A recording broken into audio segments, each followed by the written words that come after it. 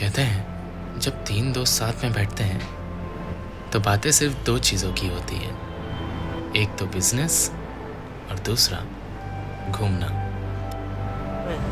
इस बार किधर दूर चलते?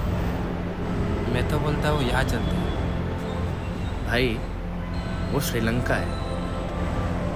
तो फिर इधर चलते हैं। रामेश्वरम इंडिया का एक ऐसा खूबसूरत हिस्सा जहां हम सभी को जिंदगी में एक बार तो जरूर जाना चाहिए। अब अगर आपके मन में सवाल आता है कि क्यों, तो ये वीडियो उस सवाल का जवाब है।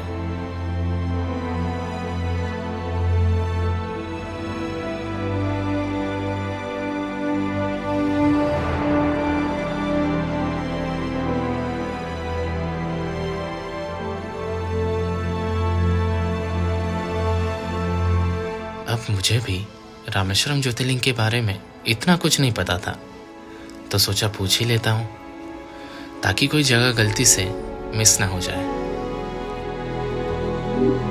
कल्पना कीजिए कि त्रेता युग का वो समय है जब लंका पर विजय प्राप्त करने के बाद भगवान राम, माता सीता और लक्ष्मण शांत समुद्र के किनारे खड़े हैं।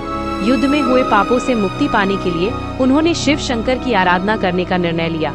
पवन पुत्र हनुमान जो आज्ञा पाकर कैलाश पर्वत से एक विशाल शिवलिंग लेकर पहुँचे, लेकिन तब तक माता सीता ने रेत से एक छोटा सा शिवलिंग बना लिया था। इसी कारण आज इस मंदिर में दो लिंग पूजे जाते हैं, एक रामलिंगम और दूसरा विश्वलिंगम। और इन सब के बीच मंदिर का विशाल गलियारा, जो दुनिया का सबसे लंबा गलियारा माना जाता है, भक्तगणों को एक अद्भुत आध्यात्मिक अनुभव कराता है। After spending 28 hours in the train and crossing 3 states of the India, we reached Tamil Nadu, Madurai.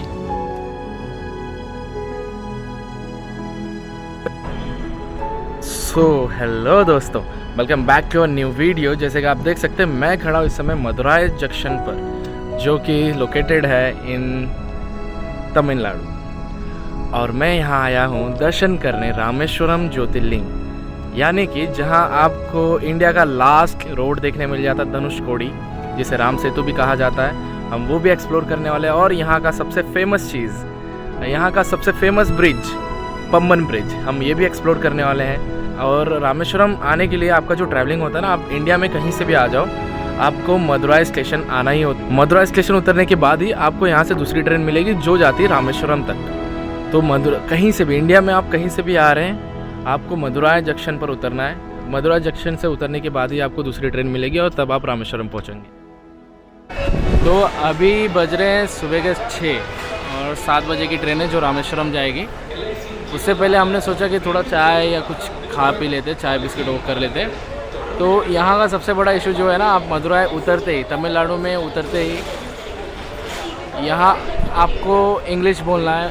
Hindi तो किसी को कुछ समझ नहीं आ रही, सामने से वो तमिल बोल रहे हैं।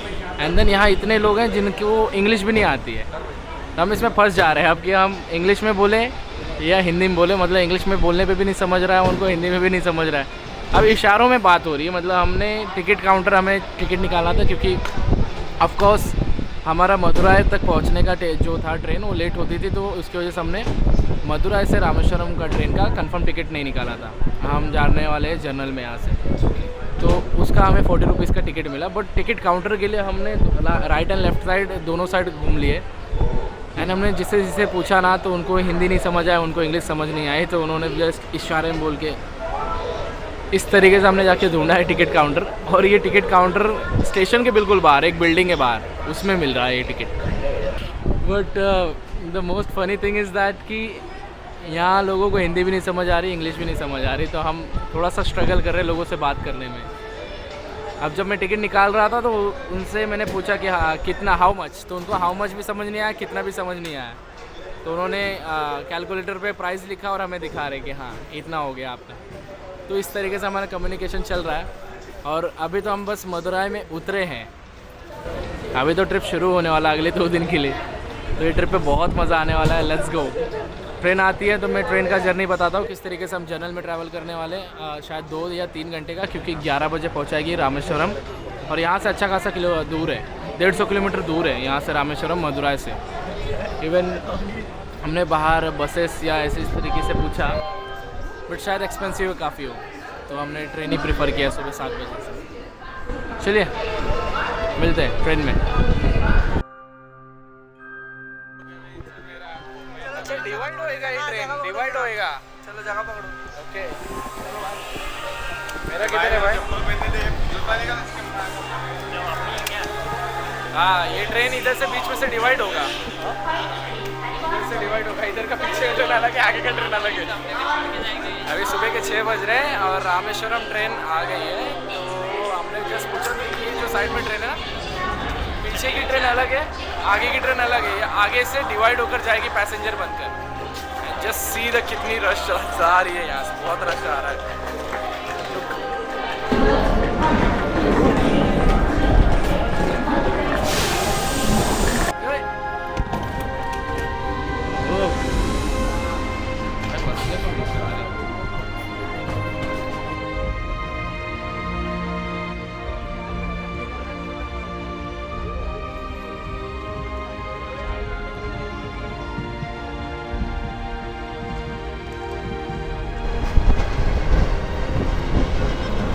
After spending 32 hours in the train, हम पहुंच चुके हैं पंबन ब्रिज पर।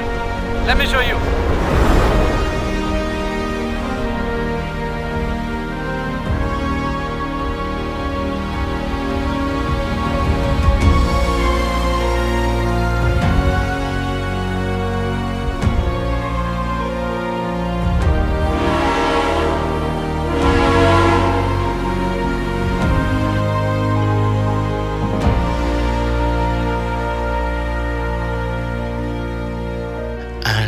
Do you know that Rameshwaram Island, also known as Pamban Island, and Pamban Island इसलिए क्योंकि इस ब्यूटीफुल ज़मीन को जोड़ती है ये न्यू पम्बन रेल ब्रिज, जो कि 2.7 किलोमीटर्स लंबी है एंड इंडिया का इकलौता रेलवे ब्रिज जो समुद्र के ऊपर बना हुआ है।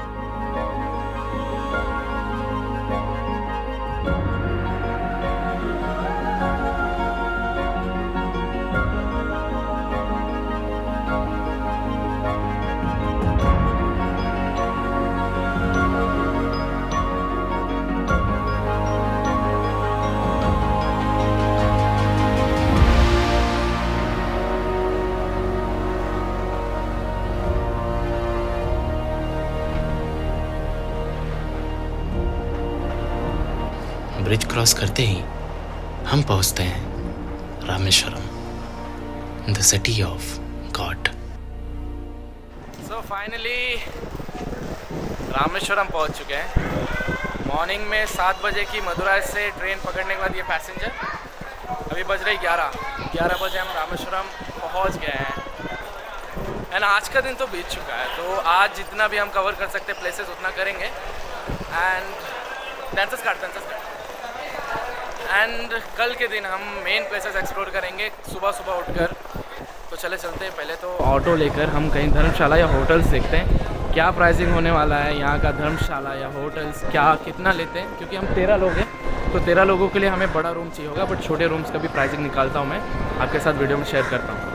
मेरे बिल्कुल पीछे रामेश्वरम स्टेशन है, उसके जस्ट बाहर आपको ऑटो स्टैंड दिख जाता है और यहाँ इकोस भी खड़ी रहती है इस तरीके की।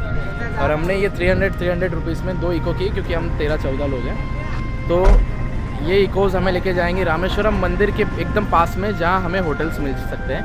हम 5-6 होटल्स एक्सप्लोर करेंगे। प्राइस सेम रहेगा इनका 300 रुपये में, जब तक हमें होटल नहीं मिल जाता है। होटल लेंगे, चेक इन करते हैं, अच्छे से फ्रेश होते हैं, क्योंकि 35 आवर्स हो चुके हैं जिसमें हम बहुत गंदा फील कर रहे हैं इस समय। एक बार अच्छे से फ्रेश होते हैं, देन हम एक्सप्लोर करना स्टार्ट करते हैं रामेश्वरम। हर हर महादेव। स्टेशन के बाहर से शेयरिंग टैक्सी लेकर हम पहुंचते हैं रामेश्वरम मंदिर के बिल्कुल पास में टू चेक इन और होटल। अब ग्रुप होने के क्या फ़ायदे होते हैं ये आपको यहाँ पता चलता है। हाँ, मंदिर देखिए बिल्कुल हमारे सामने, यहाँ से अराउंड 100 मीटर भी नहीं होगा। और इसके पास में हमारे इको वाले ने भैया ने हमें यहाँ ये दिखाया श्री महा कॉटेज करके, ये होटल है जिसमें हमने 13 लोगों के लिए बुक किया है AC room. For 2 days 9,000 rupees में। अब ये 9,000 वर्थ इट है कि नहीं है, ये अंदर जाके हम चेक करते हैं एक बार। चलिए रूम एक्सप्लोर करते हैं। अरे कौन देखने आया था? तू देखने आया था? हाँ तो मालूम है कुछ। ओके, तो फर्स्ट थिंग इज दैट कि 2 दिन के लिए 9,000 13 लोगों के लिए ठीक लग रहा है मुझे। हमारा बजट इससे भी बड़ा था, हमने रखा था होटल्स के लिए, क्योंकि न्यू प्लेस पे हैं। हमारा बजट कितना हो सकता है हमें नहीं आइडिया, बट एसी रूम मिल रहा है, जो कि यहाँ बहुत गर्मी है भाई, एसी रूम की बहुत ज़रूरत है। सो अब मेरे सामने है, हमारे सामने है 13 लोगों के लिए रूम। Let's go. ये है, ओ हो, एक बेड जिस पर आराम से 3 या 4 लोग आ जाएंगे। दूसरा है सेम टू सेम, और वॉशरूम भी देख लेते हैं एक बार, सबसे इम्पोर्टेंट।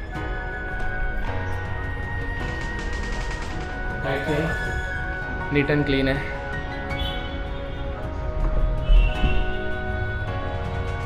ठीक है यार, अच्छा है, क्लीन है। चलो सामान लेके आते हैं।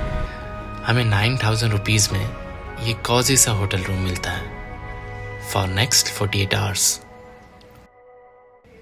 एंड फ्रेश अप होकर हम निकल पड़े हमारे फर्स्ट डेस्टिनेशन की तरफ। And it was Shri Panchmukhi Hanuman temple and floating stones, जहाँ हमें आज भी देखने मिलते हैं वो स्टोन्स जो फ्लोट करते हैं।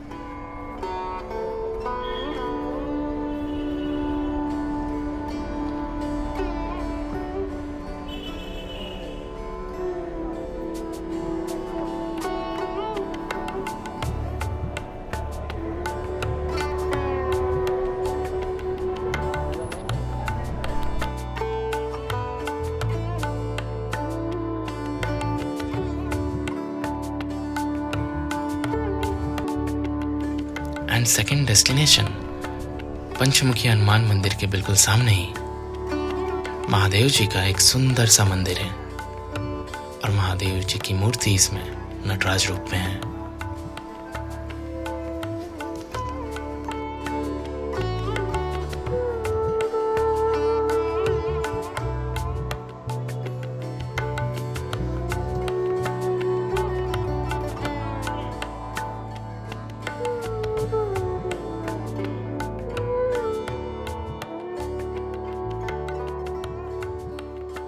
अब समय था तीसरे डेस्टिनेशन की तरफ जाने की, the doctor APJ Abdul Kalam memorial. But Anna ने बताया कि अगर आप 4:30 तक धनुषकोडी नहीं पहुंचते तो आपको 5 बजे के बाद वहां एंट्री भी नहीं मिलेगी। So we decided to reach Dhanushkodi as soon as possible.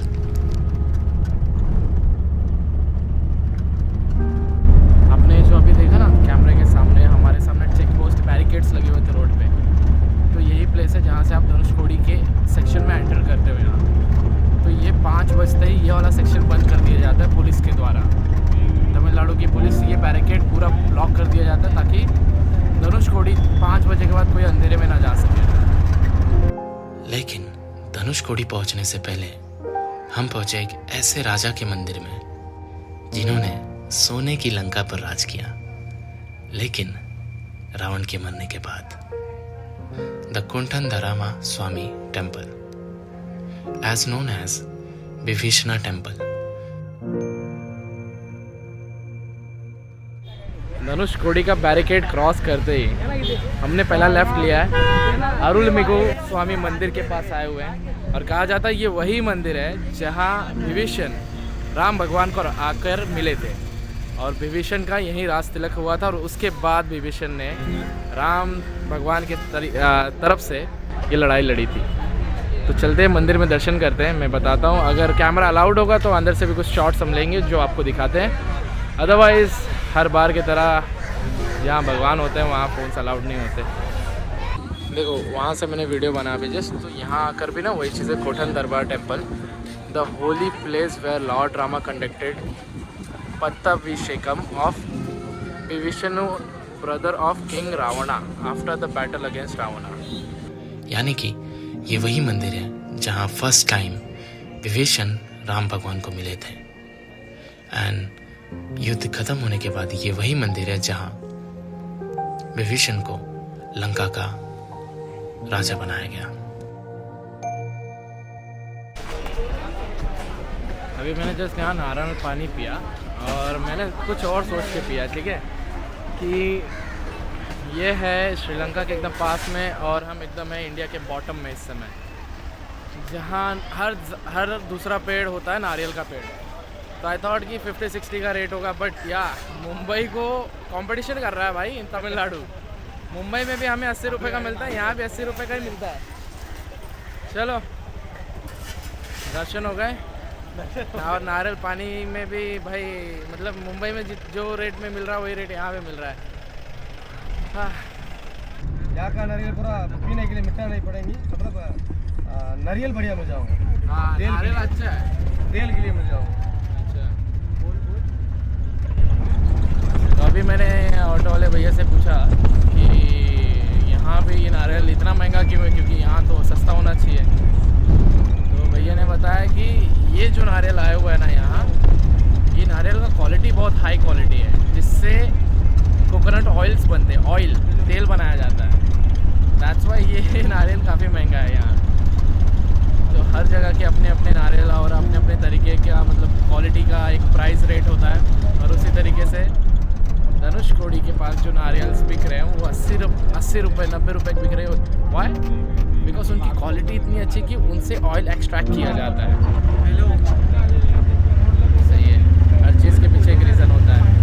मैंने जस्ट क्रिटिसाइज़ कर दिया, पीते ही पूछा तो पता चला कि भाई कि नारियल तो बड़ा अच्छा होता है। अब फाइनली हमारा अगला स्टॉप था धनुषकोडी, और रास्ते में अन्ना ने बताया कि एक ऐसा समय भी था जब धनुषकोडी तक ट्रेन आया करती थी, लेकिन दिसंबर 1964 में एक ऐसा भयंकर साइक्लोन आया था जिसे 1964 धनुषकोडी साइक्लोन के नाम से आज भी जाना जाता है। इस साइक्लोन ने रेलवे लाइन, स्टेशन और पूरा धनुषकोडी लगभग तबाह कर दिया, और साइक्लोन के बाद धनुषकोडी में रेलवे लाइन दोबारा नहीं बनाई गई और धनुषकोडी को घोस्ट टाउन यानी कि भूत का शहर घोषित कर दिया गया। आज भी धनुषकोडी में शाम के 6 बजे के बाद कोई नहीं रुकता, एंड ये सारी प्लेसेस अपनी आंखों से देखते देखते हम पहुंच गए Dhanushkodi, the last land of India. अगर मैं आपसे कहूं कि सामने 2 समुंदर हैं और बीच में एक छोटा सा रोड, और दोनों समुंदर में जमीन आसमान का अंतर है। एक तरफ बे ऑफ बंगाल एकदम शांत और दूसरी तरफ इंडियन ओशन की डरावनी लहरें। And this is the place जहां ये दोनों ओशंस मिल जाती हैं। This place is so magical along with the last beach of India, यानी कि इंडिया का आखिरी बीच भी यहीं एग्जिस्ट करता है। आंखों से देखने पर लगता नहीं, लेकिन यहाँ से सिर्फ 18 किलोमीटर दूर एक दूसरी कंट्री एग्जिस्ट करती है, which is known as Sri Lanka, and we are on the edge of India. And ये जगह किसी सुंदर सपने की तरह है। लेकिन अगर आप धनुषकोडी पर ज़रूरत से ज़्यादा वक्त बिताते हैं तो क्या होता है पता है आपको? शाम के 6 बजते ही आपको आपके व्हीकल के साथ धनुषकोडी से बाहर निकाल दिया जाता है बाय तमिलनाडु पुलिस।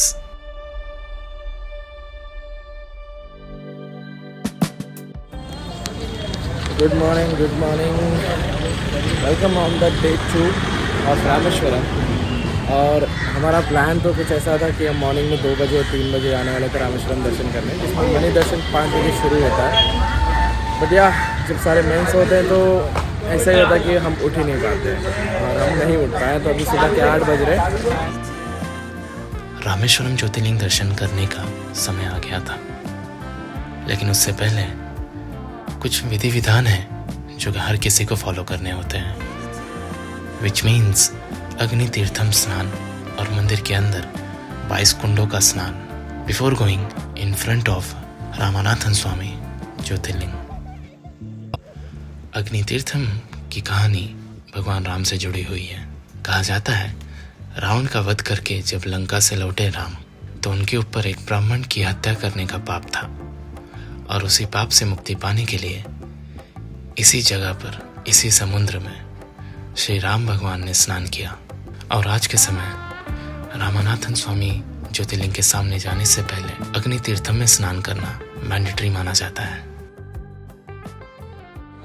अन्ना 22 कुंड सीधा। चलो अभी अग्नि तीर्थम में स्नान करने के बाद हमारा सेकंड काम जो है रामेश्वरम में वो है 22 कुंड स्नान करना।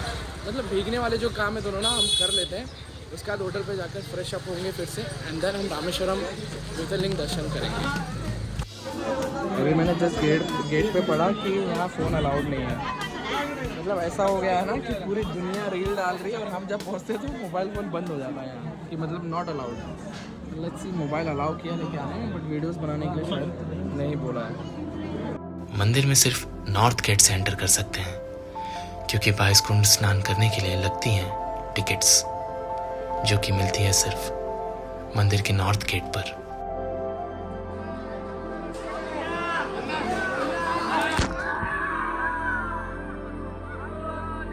तीन स्नान हो गए, 3 कुंड के स्नान हो गए, चौथे पे पहुंच रहे हैं अभी।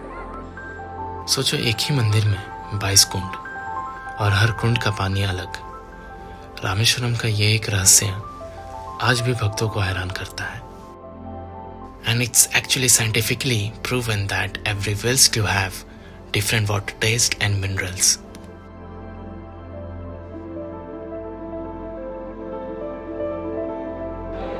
अभी हमें कम से कम हो गया 15 मिनट, ठीक है। 15 मिनट में अभी हम तक सिर्फ 10 कुंड स्नान कर पाए, अभी 12 और बाकी है। और ये जो 12 आगे के हैं वो एकदम मंदिर के बाजू में, देखो वो देखो, वो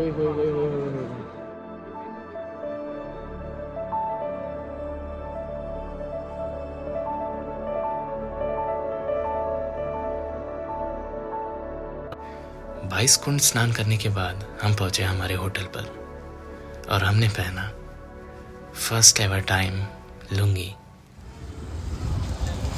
after break of 2 hour, like हम 12 साढ़े 12 बजे गए थे, बट उस समय ये मंदिर बंद होता है रामेश्वरम। देन हमने हमारा लंच किया, उसके बाद हम फिर से रिटर्न होटल पे आ गए, आराम किया। अब 3:30 बज रहे हैं, अब चल रहे हैं दर्शन कर रहे हैं रामेश्वरम टेम्पल।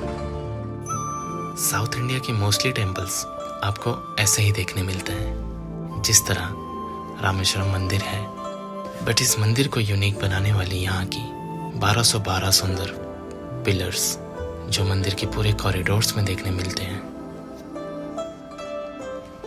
अब रामेश्वरम 12 ज्योतिर्लिंगों में से एक तो है ही, पर रामेश्वरम आइलैंड 4 धाम यात्रा का दक्षिणी द्वार भी माना जाता है। यानी जब आप यहाँ आते हो दर्शन करने तो आप सिर्फ एक ज्योतिर्लिंग दर्शन नहीं, भारत के 4 धामों में से एक धाम के दर्शन भी करते हो।